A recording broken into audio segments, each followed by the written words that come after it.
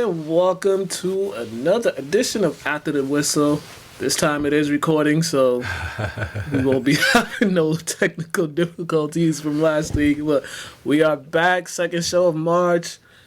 And, March is like that dead period in sports, kind of, because waiting for the NCAA tournament to start, NBA is getting back in the mix, and then NFL free agency, which starts next week. But we got to recap the All-Star game, which, in my mind, they look like they didn't want to be there.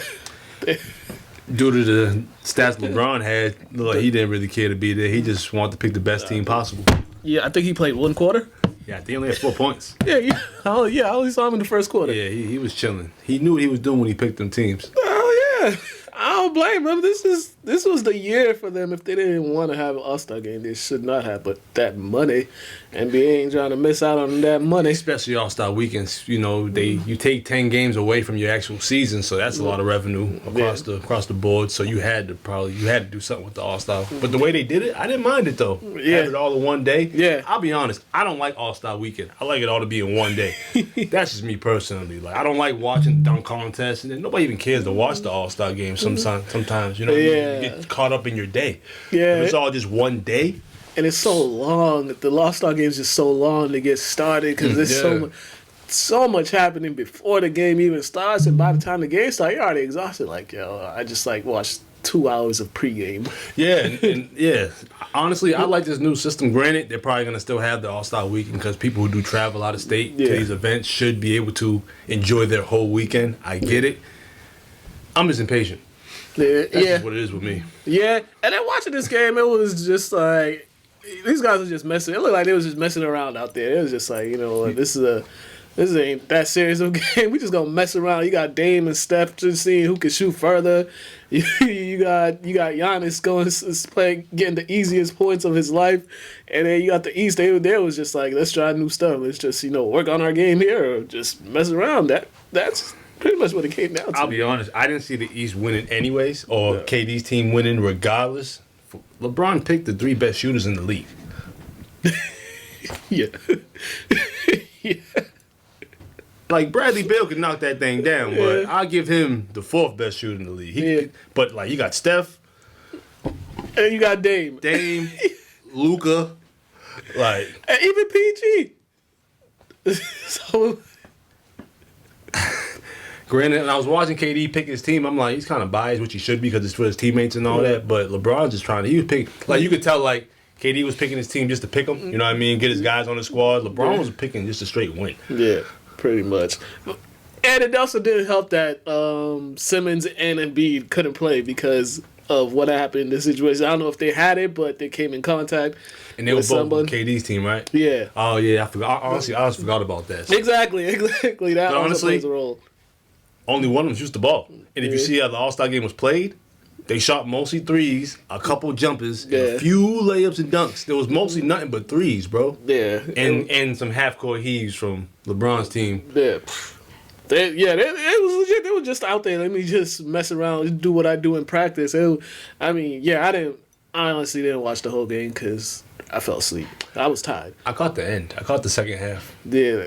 I caught the first half. Second half, I tried, but then my eyes got heavy. But overall, the players seemed to just enjoy it, just to be out there. I think they enjoyed it more. They didn't have to be out there that long, because usually for All-Star Weekend, they're a little longer because they do so much community work beforehand and stuff like that. So it was like a little getaway from, especially for those that are married and take their wives and kids and stuff. It seemed like if you ask each person individually, they'd all have different takes on it. Yeah. Some of these guys probably want to get away from their family for a little bit. Some guys probably rather stay home with their family for a little bit. Some guys have no kids, so they just don't care. And they just enjoying Atlanta. Yeah. So it's I'm glad nobody came back with COVID. There were no positive cases. I'm glad they had a decent turnout. Like I said, only thing I didn't like the dunk contest being at halftime. Just because people kind of forgot about it. Yeah. I did. Yeah, but the good thing is they didn't have that many contestants. There was only 3, so they could get it over with quickly. Mm-hmm. And it was weird. Speaking of the dunk contest, they messed up Cassius Stanley's confidence. and giving him the 44 on that first one, I was like, that is more than a 44. His first attempt, that was at least a 48, 49. If you didn't think it was a 50, cool, but it wasn't no 44. I actually watched it last night. Yeah. I watched dunk contest last night. Only reason why Simmons won, he finished all his dunks the first time, right? Yeah. So you know how that goes. You gotta come in dunk contest with a plan. You have to execute it, and if the guy executed better than you do, you win. Yeah, pretty much. But but the judges, they were hard. Them judges, they were the Russian judges out there, because I don't think they probably gave 2 10s out that whole time. It was hard to please them dudes. Yeah, like some of the dunks were incredible. Some of the dunks were, I want to say, what's the word I'm looking for? I don't want to say high intensity, but very challenging. Like between the legs dunks are harder than what Simmons did, but that 12-foot dunk, it's just him getting up there, snatching it, and him being his size, being small in those two, getting up there. You know what I mean? I don't know. I thought it was kind of weak, but we're from like. I think his second attempt was the best one. Yeah. With the T-Mac one, that was his best one. But even though, like I said, we're from that era of Vince Carter, and when T-Mac did that dunk, that was nowhere near what T-Mac did. Yeah. No, he's not big enough to do what T-Mac did. T-Mac brought it all the way down. So, you know, like, it's one of those, they say, like, based on what's out there, you have to score based on what's out there. Yeah, pretty much. But, having it at halftime. And Obi Toppin's dunks weren't bad. They weren't. The second one, it could have, if he got it the first time, I think it would have been a 10. And it was just one of those, if he caught it, he should have got it the first time, but it was difficult. The only thing also too with their picks, NBA fans or fans of basketball know these guys. A casual fan has no clue who they're looking at. Yeah. Or even Obi Toppin, and he was the player of the year last year. Yeah. People have no clue. And he plays for the Knicks too, so you would think, right? You would think, but I just wish they would have pushed them a little more. Yeah. I didn't see much advertisement in regards to the dunk contest. You don't need much advertisement if you have stars out there. Yeah. You got rookies and role players. You might want to just give them a little more TV time. Yeah. But the dunk contest, that's what it's missing. It's missing those big name guys that could actually do creative dunks. So that's one thing. I mean, when Aaron Gordon and Zach LaVine had it, they're not big name guys, but they're big enough names you can recognize them. And we've seen what they can do on just like off their high school mixtapes and stuff like that. Yeah, they're known for dunking. They're known for winning dunk contests. So it's like the legend of Zach LaVine and you know what I mean, Gordon when he got to the NBA. But I was gonna say, like, they could have had like Zach LaVine, Zion. Yeah. I don't want to see Johnson in dunk contest. I don't think he has any really creative dunks. He probably does, but I don't think he'll do it just because he's so tall. He's so marketing. Remember the last time they had DeAndre Jordan and Amari Stoudemire in dunk contest? Like, bro, it just doesn't work. Only person really worked for was Dwight Howard. Yeah. I mean, Amari's second time was way better than his first time. Oh, yeah. Yeah, his second time was better. But that, you know, when you're going against a shorter guy, your height just...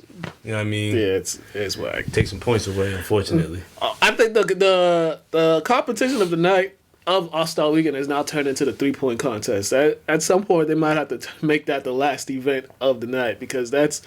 I thought that's what it's been. Like the past... Really? Honestly, I feel like every year's 3-point contest. It is, yeah. But if the dunk contest is a good one, then they're like, oh, dunk contest was great, but everybody wants to see 3-point contest. Yeah, the 3-point contest is really taking over. And then especially when you got Steph always competing, and 7 times he's competing, and it's gonna make people want to see it. And this one, I was like, okay, there's some interesting guys. I ain't have Mike Conley making all them threes, him finishing second. I knew Mike Conley, he's good. I just didn't take him as a shooter like that because he doesn't shoot that many threes in actual games. Like, he'll shoot maybe like 3 or 4, but he was letting that thing go. To the casual fan who doesn't really know Mike or really watch Mike, you're not casual, but they would feel how you feel just because he's really a distributor. Yeah. He's efficient. And that's what most efficient guys can knock down shots at a high volume. They just don't get the opportunities because they're so good at being efficient. Coaches like, he don't need that many touches. Yeah. He needs like 8 to 12 shots a game. These other guys need 25, 20, 15, 30. So, like, honestly, though, I didn't expect him, you know what I mean, to put the heat on Curry like that. No.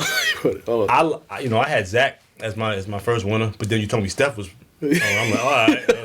Kylie's got to go with Jesus out there. Right. Jesus behind the arc. The only person literally the only person that can actually beat him is Clay. He's literally the only one. But it was kind of weird. They had the 2 Celtics go first. I was like, what's going on here, man? You think it was alphabetical order? Boston? No.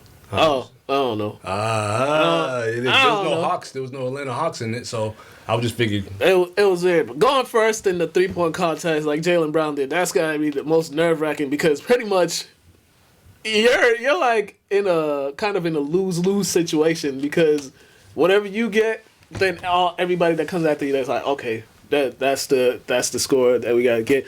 But and then Steph, he sets the tone. He gets 31 in his first try, so it's just like. I honestly thought Brown was gonna do better than Tatum actually did, just because Brown has a quicker shot. Yeah. It is more catered for the 3-point contest, but Tatum showed me that So Tatum wasn't as nervous. He was knocking them things down. Tatum was shooting them things. I also like that they added 2 basketballs and dunk contests. I think it's cool. Granted, it really caters to Steph and Dame. Oh, that 4-point. Yeah, but see, that's them trying to elevate the 3-point contest. Like people, they've been trying to fix the dunk contest. You never really fix it. You got to get guys that can dunk in the dunk contest. The 3-point contest is always going to be a great contest. And for the last couple of years, it always came down to that. In the final round, it's always like you need like a certain amount. It's always like 2 points out, and it's like I think Joe Harris when he won it last year, he knocked down his last 2 to win it, and then Steph he knocks down his last 2 to win it because I think it was gonna be a tie. It was gonna end up in a tie or something. But I'm not gonna lie to you though, I didn't know he lost that many 3-point contests. Oh yeah, me either. The slack, man, y'all be on LeBron. Pause. Y'all be on LeBron's back for not winning finals. Y'all better give Steph that same treatment with these 3-point contests. He's supposed to be the greatest shooter we ever saw. He got to win more. I think the most is 3. Whoa. He got 1 more. Nah, he got to get 4 or 5. I want to hear that. Went to it 7 times, and they crucified LeBron. And he's making NBA Finals. That's the NBA Finals is 3-point contest. Yeah, knock him down. He's supposed to be considered the greatest 3-point shooter of all time. It's like, yeah, knock it down. Yeah, knock it down.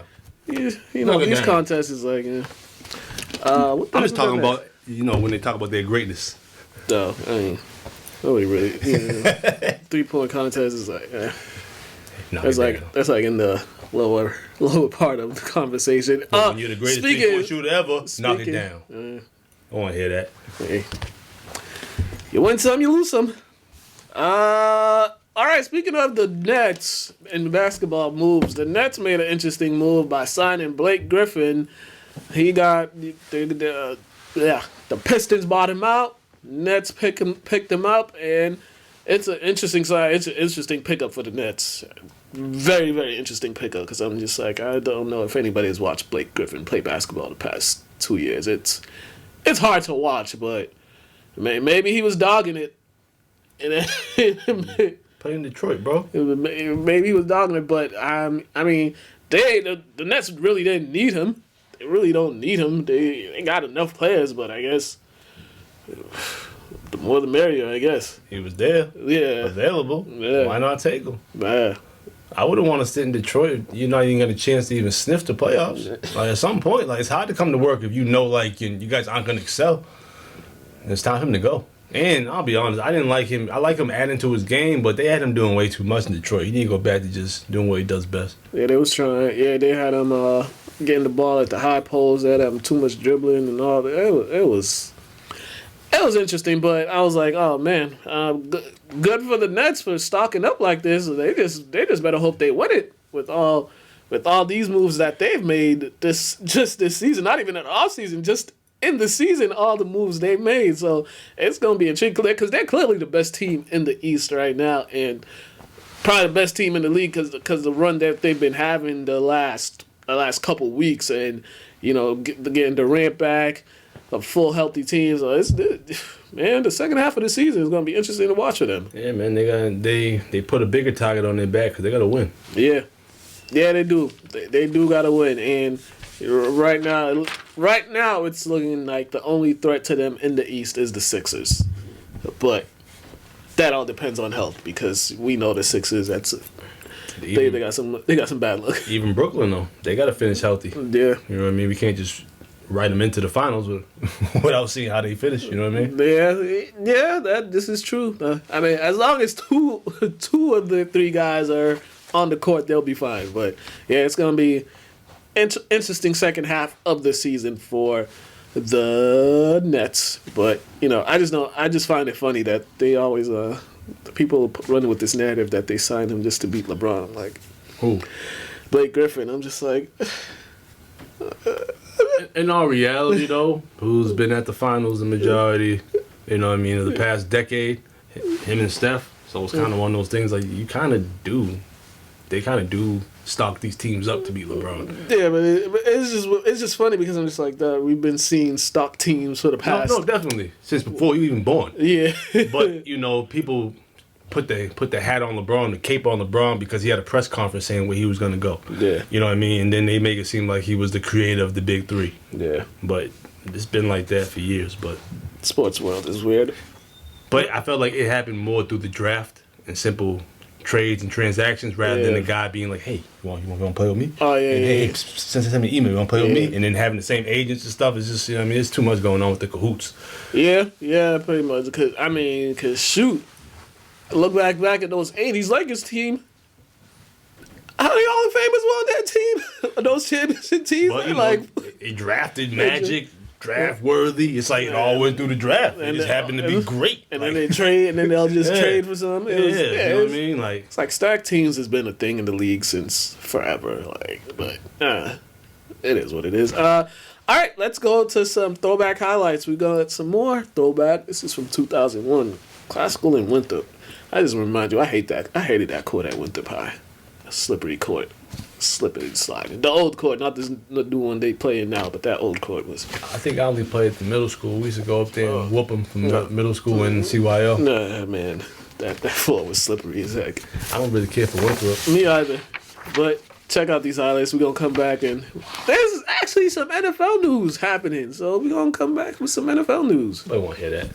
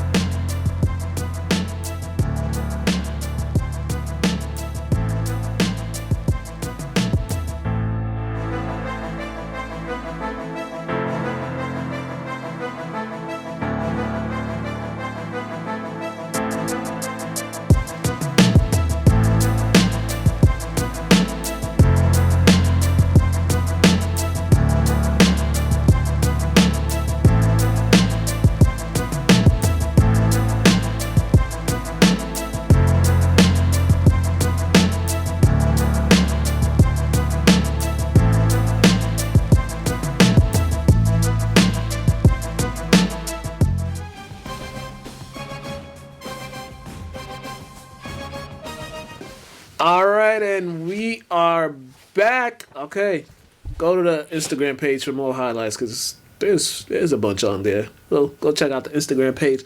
Okay, and NFL news. Finally, after a year or so, or 2 years or so of trying to get his money, the Cowboys finally gave Dak his money, and boy, they did give him his money. My man got paid. He signed a 4-year, $160 million extension, and I believe in year one he gets $75 million. All of it, all that money. Woo! Now he's the second highest paid quarterback in the league behind Patrick Mahomes. I think Mahomes is at $47 million and Dak is at $42 million. So, hey, kudos to him and his brother for getting this done, and kudos to Dak for having all the patience in the world to get this done. Yeah, man. I'm happy for Dak. You know, he had to break his leg to get his money. Unfortunately, when's he gonna be able to spend it? Like, is he even gonna be back next year? Yeah, he's gonna be back. Positive? Yeah. All right. Yeah. It was one of those. It wasn't like one of those he missed another full season. Okay. Yeah, because it was just his ankle. Oh, he broke his ankle? Yeah. That was his leg. Nah, it was his ankle. All right. Well, he had to break a bone to get his money, which is an issue. He should have been paid a long time ago. You see what Zeke is doing? Nothing. So you should have gave Dak because he's more reliable than Zeke. Yeah, this is like the dollars on this thing. You know, $95 million fully guaranteed at signing, the $126 million fully guaranteed in the first 3 years. Man, and he could get another big deal after that. But now it's time winning. Now it's winning time. You got this money. You got a team. You got a whole bunch of talent around you. And from the looks of your division, it all looks like the only good team in that division for next year is Washington. So, if the Cowboys, because I mean, yeah, he got hurt, but let's not forget when he was in there, these guys were losing, and they kept they kept finding themselves down big in a bunch of games. So let's not forget about that aspect. But you know, this team, and also coaching wise, like, is this guy is McCarthy gonna be the coach for next season? So there's a lot of questions with Dallas. I think Jerry Jones had to look in the mirror. He seen how that season went last year. Yeah. He was like, without Dak, we're a lot worse than we are with them. So we're going to take the lesser of two evils. I don't want the Red Rocket throwing the ball anymore. We got to get Dak back in there. And people actually thought that Andy Dalton was going to be that dude. They thought. It took Andy Dalton like 90% of the season to figure it out. Yeah. You know, one day he was out there busting, like, dude, you for real? You didn't want to play half the season. Now all of a sudden you want to like, put up numbers? Like, come on, bro. Like, you want to win games at the end of the season? Like, yeah. Oh, come on. Yeah, now they just have to make sure they put a good offensive line around this guy, around Dak, that could keep him upright, and also it's time to win. Like, you got this money now. What they gonna do with the running back position? That's another question. That's gonna have to relieve some pressure off Dak because he's not a gunslinger. Yeah.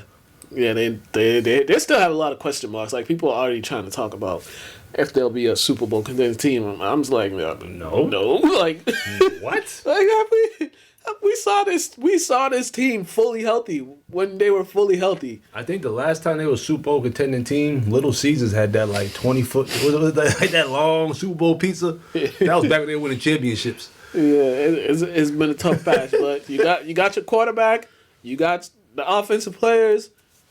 Now it's all, can you put it all together? I think it was like a 6-foot pizza, wasn't it? Something like that. Yeah, that's how long ago it was. Yeah, trash. All right. The Patriots, quickly, some Patriots news. They signed or traded for offensive lineman Trent Brown, bringing him back. He was on the team in 2018. Then he went to the Raiders. Now he's back. This comes in news that they weren't going to put the franchise tag on offensive guard Joe Thuney. So he's going to be in free agency. So that's an issue with this team that they had, was protecting the quarterback. Offensive line was shaky. Basically, it was a lot of shaky stuff on this team last year. But bringing back Trent Brown, that's going to be good. Maybe they could re-sign Joe Thuney. There's some guys out there that they could look into free agency. We'll talk about that later. But for this team, in order for everything to work, they need to make sure they have an offensive line. Because if you don't got an offensive line, who cares who your quarterback is? For real.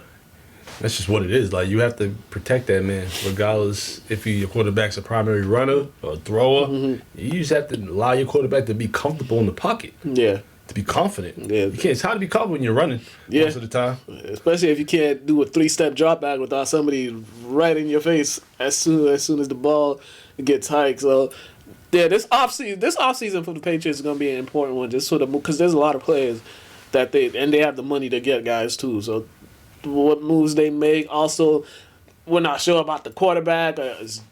Are they bringing Cam back? Are they gonna get Jimmy G back here? Like, who are they? Are they gonna sign Jameis? Will they look at signing Jameis? I think they should, but that's just me. The Patriots got a lot of a lot of needs to fill in. I mean, the only issue with them, they got short arms and deep pockets. Yeah. Yeah. At some point, you got to start breaking the bank if you want to go back to where you once were, because the old Patriot way is old. It's dead, man. You got to figure a new one out. Yeah. And one offseason could change everything. Right? Well, a couple free agent pickups here, it could definitely change a lot. So we'll see. We'll see what the Patriots do. All right. So other NFL news. Some players has been franchise tagged. Yesterday was the beginning of franchise tag, so they started doing the franchise tags on people. Oh, okay. So the Panthers, they franchised their offensive tackle Taylor Moton. Chris Godwin with the Bucks. The Bucks are making another run at it, so they made sure to franchise tag him, give him the franchise tag. They re-signed Levante David to a 2-year deal, $25 million, $20 million guaranteed. Now they're gonna attempt to work on a long-term deal with Shaq Barrett. So I think they're bringing the group back to make another run at it. Well, Jets franchised Marcus May, the safety, Allen Robinson, receiver from the Bears, been franchised, Cam Robinson, offensive lineman for the Jags, Justin Simmons, Broncos, Leonard Williams, and Marcus Williams. On the free agency aspect, here's some guys that the Patriots might want to look at, because you know how the Patriots like those receivers that could run short routes and make plays when they get it. So Curtis Samuel is one of those guys. He's from the Panthers. He's going to be a free agent. Marvin Jones is another one. Juju is another one. T.Y. Hilton, he's going to be a free agent. Out there. Yeah, there's some guys. And then one of their biggest needs, because the red zone issues, is tight ends. So Hunter Henry from the Chargers, he had 60 catches, 613 yards last year for 4 touchdowns. And Jonnu Smith for the Titans, 41 catches, 448 yards and 8 touchdowns. But he was used a lot as a blocking, but he could catch the ball. So there's definitely some guys out there that the Patriots can look at and that can work for what they do, especially if they're not receivers that take the top off, but they could catch it and make plays. So there's some guys that they can look at. So we'll see a lot of free agency. And free agency, I believe it starts Sunday or Monday. It's almost here. NFL don't like to take days off. They need to. They want to generate that money and all those headlines. All right, and we will go to Athlete's Corner. And this Athlete's Corner, we spoke with Jair Alvarez from Lynn Classical. He'll be going to Salem State in the fall. So talk to him about the upcoming soccer season. They're just happy to have a season, no matter how condensed it is. All right, so check that out, and we'll be back.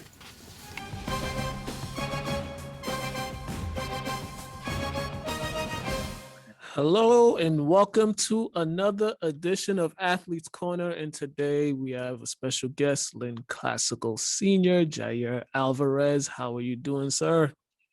I'm good. How are you doing? I'm good, man. A little windy outside, but it's that time of the year. Man, lots to talk about. We'll get into your college commitment and all that. Describe the past year for you. Since we're coming on the 1-year anniversary of the last time you guys were actually in the school building. Just talk about this process for you. It's been new because, waking up knowing that you're not going to drive to school or walk there, and you just have to go on a computer. It feels way different, but it's been a great experience because I like talking to my teachers like that too. Mm-hmm.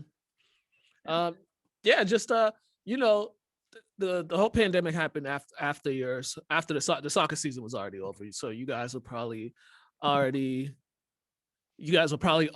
on training for the next season.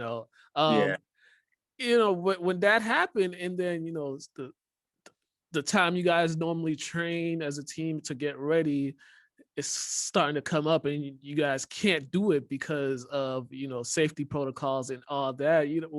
What were you guys trying to figure out as far as training wise? Especially for you being this is upcoming your senior season. Well, first off, the amount of people, we can't have too much players in one spot, and playing with a mask tends to be really tiring. You can't breathe as much, but we got used to it actually playing with the mask. Yeah. So right now we're trying to get into captain's practice, but we'll see how it goes. Yeah. Yeah. Were you in the summertime when you were training? What did you train with the mask on just so because this is coming? At first, no, but when I wasn't training with the mask, I wasn't training with a lot of people. It was only like 2-3 people. But then after we used the mask, and at first it was hard, but we used our mask to get used to playing with it. Mm-hmm. It's good for. Yeah. What can you say how the training process has been getting ready? Because now you guys are playing March or April. Usually you guys are playing in the fall, and now your season's your season is condensed and all that. Just what were your thoughts when you got the news that you guys would be playing at some point, and then but the short amount of games that you guys are going to have? At first I was like hopeless because of the pandemic. It looked very rough, especially here in Lynn. And I was like, hopefully we have a season. And when we got the news, I was like, wow, let's go. Like, we have to step our game, because even though we have half the season for games, that does not matter because we have a season in general. And that's what pumped the guys up, especially like. Yeah. So for you, what were some of the things that you were working on this off season? Senior season, junior and senior year are probably the two most important years to a young player's development. Just what were some of the things that you were working on in the off season to get ready for this senior season of yours? Well, at home, I trained a lot, especially with my grandpa. And well, not just high school season, I played for club too. So I started training, especially with the mask, with club. And at first it was really hard because I couldn't breathe. But then eventually I started training a lot, and I got used to playing that. So now it's been something like you get used to. Yeah. So looking forward to that in the season. Yeah. Yeah, definitely. Can you describe the past the past seasons, the past 3 seasons for you, just how everything has been, I mean, Coach Moreno got there, I believe your sophomore year, and he's helped change the program around. Just can you talk about how the classical program has changed, the classical soccer program has changed the last since your freshman year until now? Well, I didn't really play for classical my freshman year, but the moment I saw Coach Moreno when I was trying out, I knew he was different to other coaches. He's not the type to just put you in the starting 11 and just let you play. He has tactics of his own, especially in club. I've seen it work in high school and club. His tactics are really like it makes you understand the game more. And not just about the game, it's how you feel when you're going into the game. Like if you're nervous and all that, he really helped a lot of players with that, which I like. Yeah, did you feel seeing him coaching on the club teams that this will be easy for you, just seeing how he does things, and you being able to watch and knowing what he wants to do? Yeah, he makes it sound easy, and it's a good thing because he makes you feel more confident about your own ability. For example, he'll be like towards me, he'll tell me where to run on the game, and he tells me like my ability. He says that I'm good enough, so it makes you, it makes yourself feel good. And then when you perform better. Yeah, definitely. Talk about committing to Salem State. I know he's had a few players in the past commit to Salem State's soccer program. Just talk about your decision into committing to go there in the fall. Well, I'm really excited because during club season, we played a Thanksgiving tournament, and I met the Salem State coach there. And I got to talk to him. And now that I'm committing to Salem State, it's like it's going to be a new experience. Now that Coach Moreno's, I'm going to leave him. I'm going into a new program, which is exciting. Like, I can't wait to play with them. But at the same time, I'm like thankful for what Coach Moreno has done. Yeah. Yeah. And and knowing that there's gonna be some guys that you already know on that team because he's had a few commitments from previous seasons that are over there now. Just will that make the transition a little bit easier for you, knowing that there's already guys on the team that you know? Yeah, it is because, for example, playing in a new team where you know absolutely no one, it's stressful. But I know a couple people from Salem State, which should be good, especially when I enter the team and I talk to them, get to know everyone else. It should be good. Well, what was it about Salem State that intrigued you?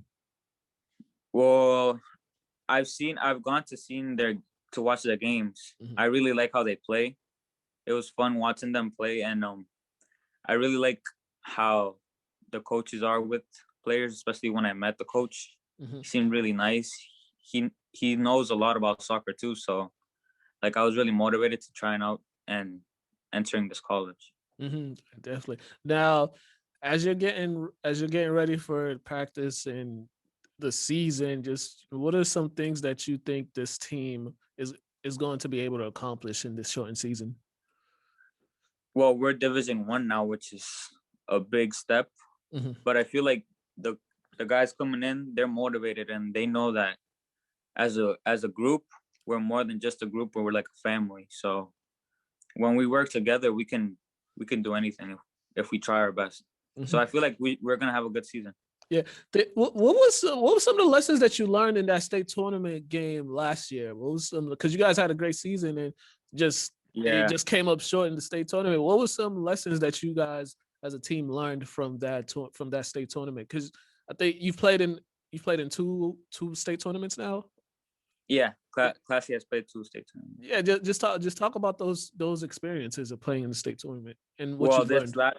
This last state tournament, we learned not to take our opponent lightly because we felt like we were going to destroy Marblehead. We were like, oh, we should put 4 or 5 goals on them. We got a little too confident, but when we stepped onto the field, it was like all the nervousness that we were hiding before that, it suddenly hit us. And then we couldn't even like pass the ball. It was so bad. But we learned to stay confident in our way of playing and to not take an opponent lightly, to play hard every time. Yeah, definitely. And it's also credit to the program that you guys. There've been years where they were consistently not making the tournament, but for the program to make it the past several years, and all the accolades that you guys won. I believe you guys got some city championships. And did you guys win the NEC last year or the year before? Last year. The year before. Yeah, and you guys also won the NEC. So, and now it's a different conference. You guys are playing in the GBL conference too. So, playing different competition. How is talk about that? Just you're going to be facing new competition that you don't normally face. Well, yeah, I'm like excited because it's a harder experience. The teams are harder, and I really like being like a role model to the younger people from my school. Like the sophomores, I like to talk to them, telling them to like be motivated to do good in school academically and to try their best in the soccer field. So it should be fun playing with them too. But I'm gonna try my best with everyone else to try and win the games. Definitely, man. Hey, Jair, man, plug in your social media before we get up out of here, where the people can find you. My social media is a.lvarez_Jair. That's my Instagram. All right. Make sure you go follow him. Once again, thank you, Jair, for this. Appreciate it. You guys have been watching Athletes Corner. Have a great day.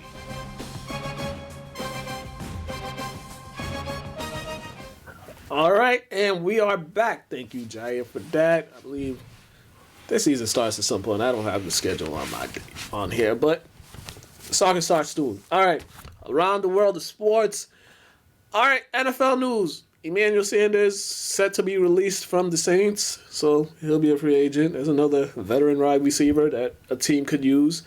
Titans to release Malcolm Butler. I mean, Malcolm Butler has had a pretty solid career. Pretty solid career. 2 Super Bowl rings. Got paid. Got a big contract. Came from CD2. I think like D3. Yeah, so yeah, he was a small school, like bro, like great career. Definitely, but somebody might pick him up, so we'll see. Yeah. Kyle Long, he's coming out of retirement. He retired and he's coming back. He's only 32. He's offensive lineman. Huey Long, son? Yep. I think Howie that's the Long youngest. Howie Long. Howie. Yeah. I believe that's his youngest son. I was gonna say he had a couple L's in the league already, Two? right? Yeah, him and Chris. Chris won the Super Bowl with the Pats, and then won one with the Eagles. Chris Long, he had he's a good quality person. Yeah. Like, he speaks up for black rights and all that. Like he's very vocal. I like Howie, man, and the kids he's raised from what I see on TV. And he be getting lit. Oh yeah, Chris Long be getting lit. All right, WNBA news. Maya Moore, she says she's not returning to the WNBA for the 2021 season. She says she wants to focus on family and ministry dreams. So, she feels like there's another calling for her. So, can't be mad at her. Plus, she was helping people get out of jail and stuff. So, yeah, she helped her fiance get out of jail? Pretty much. That's when it all started, right? I believe so. Oh, okay. Yeah, so, hey, she doing prison reform. Now she's trying to help people. So, sometimes it's just more to life than just basketball. Yeah, and she's living proof of that. Ain't nothing wrong with helping people. But definitely. Latoya Sanders, she's set to retire. She sat out the 2020 season. She was a 6th pick in the 2008 draft. So, yeah, it's a journey. She played for like 4 teams. Oh, I never heard of him. Yeah, played for like no 4 disrespect, teams. but I just... Yeah. And I watch WNBA too, so... Yeah. Paige Buckets, this is NCAA news. Paige Buckets, she's the biggest player of the year and freshman of the year. And she's also the only freshman on the Wooden Award list. And also, they just won the Big East tournament. And they're the number 1 team. They're probably going to be the number 1 overall seed for the NCAA tournament. So... Yeah, they had a couple of freshmen that are nice. Girl from Louisville, nice too. Haley. Oh, yeah. Yeah. Nice too. Yeah. Tell you, this is the time when I watched the NCAA, the women's, their tournament, and just their tournament for some reason always has crazy endings. Every single year, there's always crazy. Won by the buzzer, I think, yesterday. Or the day before yesterday. The girls' team. I think it was. It might have been because the boys played last night. They had a tough one. Yeah, it might have been the day before. They was down most of the game. Came back in the second half. I knew they would though. Yeah. All right, the Bruins. The Bruins last night lost 2-1 against the Islanders. They're now 13-6 on the season, 4th place in the East. They need to get it together. They've had 20 games already. Yeah. On what channel? Versus. I ain't seen hockey on any channels. And the reason why I said Versus, when I was in college, they were making a contract with Versus. So I was, and it's Versus like the Hockey Network now. So I wasn't sure if most of the games are on Versus. I don't know. They be on New England Sports Network, but it's just going by. Yeah. The Red Sox right now are playing a spring training game, I believe, against the Atlanta Braves. So season starts pretty soon for the Red Sox. All right, college basketball, NCAA men. Boston College were eliminated by Duke in the ACC tournament. They finished their season 4-16 and 2-11 on the season, and now they're in search of a head coach. So we'll see who they hire. 4-16. Yeah, it's been bad over there. I don't know what that's like. Oh, it's been bad over there, and I've been arguing. People have been saying some dumb stuff to me on Twitter today about coaching in. Bro, only Boston College. 4 wins? I've never been part of a team that only had 4 wins in the season. Yeah, man. They haven't finished 500 in, forever. Especially in the conference. It's tough out here. Yeah. That's crazy. All it takes is one coach that can turn it around. I know one coach I saw. And he just took his team to the tournament and led the team to the tournament in his second year. So... get on it. Northeastern, they lost to Drexel 74-67 in the CAA tournament. Drexel won the CAA tournament, so they're going marching. Northeastern finishes 10-9 on the season, 8-2 in the conference. They had a good year. I thought they were actually going to make the tournament the way they've been playing. So their coach, Bill Cohen, he passed Jim Calhoun for most wins in school history. I believe he got 251 now. Jim Calhoun had 250. He went to UConn after? Yeah, he went to UConn, I think. 86 or something like that. He went to UConn. So congratulations to him. That's another guy. He used to be on the BC staff when Al Skinner was there. And he's a good coach. Somebody need to change that whole culture in there, man. Yeah, man. Somebody. All right, Gonzaga. We just talked about that. They finished the season 26-0, so they're gonna be the number 1 overall seed in the NCAA tournament. So we'll see what happens if they could actually win it this time, because it's been that curse with Gonzaga not even being able to get out the first round, and then they got out. They made a few runs, got to the national title game just 5 years ago. Yeah, 5 years ago, and they've been putting together solid teams since 1999. So where's Dan Dickow at, man? That dude was a bucket. I don't know. He be getting trolled on Twitter by people. So yeah. All right, some NBA news. Paul Pierce, Chris Bosh, Chris Webber, Michael Cooper, Lauren Jackson, Ben Wallace, and Yolanda Griffin are 2021 Naismith Hall of Fame finalists. So congratulations to all of them. They need to get C-Web in there. Definitely Paul, better get Paul Pierce in there. Oh, he'll be in there. He'll be in there, but Seems like most of them people will be in there. Yolanda Griffin, I knew she was going to be in there. Definitely. She was like the female Ben Wallace. Yeah, she was nice. So congratulations to all those finalists. And then lastly, Myers Leonard, he will be away from the Heat indefinitely after saying an anti-Semitic slur while he was doing his online gaming stuff. And I swear, online gaming, playing video games online, that's where all the racial stuff be coming out. That's where anytime you hear somebody saying something racial, there was playing video games. Because it's easy to talk to a screen. Everybody got all that confidence in front of a screen, and you're not even looking at the person, not even FaceTiming him. My only thing I told you today is they be saying the N-word all the time, and nobody gets any flack for it or gets suspended for stuff. So as soon as you insult somebody of a different culture, a Jewish person or somebody, an Asian person, all of a sudden it's news. How about we just stop being racist as a whole? Pretty much, right? How about that? And it's also kind of dumb to be saying anti-Semitic slur when the owner of the team is Jewish. So I already knew that. I'll be honest, I knew that's why he got relieved. I was like, he probably made a Jewish person mad. Yeah, you can't. Right. But my whole thing is though, why does these things only, I want to say, affect certain groups? We've been affected the most. Yeah. As people. Yeah. And we can't even get the respect that people stop calling us the N-word. You see ladies in the neighborhood in Florida losing her mind because somebody parked in front of her driveway because he felt that was okay. But a man said something online. Granted, he shouldn't have said it, but he's now suspended from the team. You know what I'm saying? But us as people are dying out here. I mean, you saw it. I don't know if you saw the Lyft driver or the Uber driver with the chick. Had three ladies in the backseat, and one of them decided to take her mask off. Coughed on him. Calling him, saying the N-word to him and stuff like that. And it's just like, now, and if he would have defended himself, because once you touch the man's mask, that is assault. Once you cough on him, that's an assault. Yeah. So if he'd have punched her in the mouth, he'd have been in jail. Yeah. He'd have been had to made an apology. He would have lost his job. But this woman just coughs on him, disrespects him, and goes online, and it's okay. Yeah. Right. And then she thought she was doing something and it Lyft and Uber basically said, "Oh, we've removed her. She'll know. First of all, she was talking about her boyfriend told her, "You ain't got a daddy."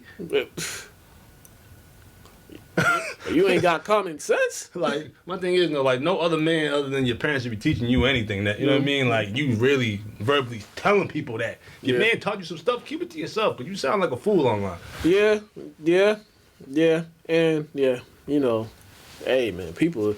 This is why I would never do Lyft or Uber, because of reasons like that. Oh, yeah, and if you don't got a dad in your life, there's not a problem with that. I just feel everybody should have a male figure in their life. Uncle, grandfather, family friend, somebody. And everybody should have common sense. Yeah, that too. That's obvious. Yeah, come on now. Coughing on people and saying you got corona. What? What are you doing here?